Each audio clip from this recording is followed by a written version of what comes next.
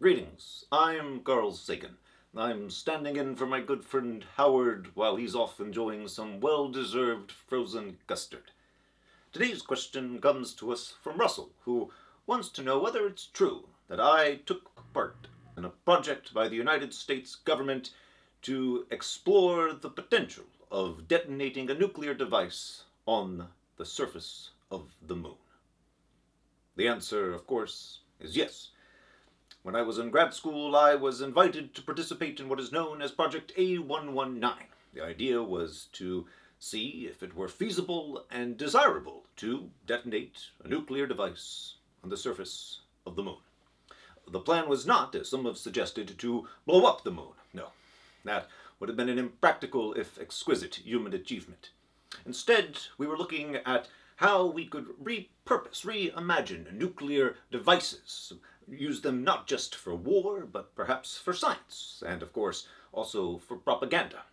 My purpose was to look at just what the impact would be if you suddenly had a great deal of irradiated lunar dust and ejecta headed towards the planet Earth. I wrote up my findings in a paper called The Possible Contribution of Lunar Nuclear Weapon Detonation to the Solution of Some Problems of Planetary Astronomy. One of the things I missed most about the 50s was how you could hide an inordinate number of sins in the phrase, some problems. But in the end, we wound up not blowing up the moon or even crashing any form of nuclear device into it. The whole project was scrapped, but it did allow us to think about the moon in new and exciting ways. And one way I'd like to talk about the moon is the newest season of our own Mr. Kessler's program, Moonbase Theta Out. If you're unaware, this is an audio drama Mr. Kessler has been working on for some time now. The first season starred only him as the sole communications officer on a defunct moon base, sending lonely transmissions back to Earth. The second season introduced new characters, showed us new perspectives, and now we are seeing the beginnings of the third season with an even greater and more diverse cast. You can find out more information below, and if you're extra interested, you can find ways to become a sponsor of this program.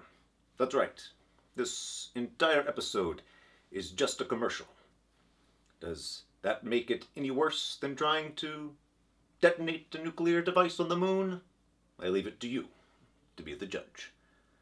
As always, I've been Carl Sagan. Be well. Regarding your comment on my last transmission, if you review my employment contract, I am allocated 15 seconds of each broadcast for personal messages. My personal message is as follows.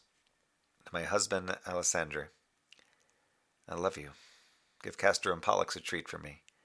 I'll be coming home soon. Moonbase Theta, out.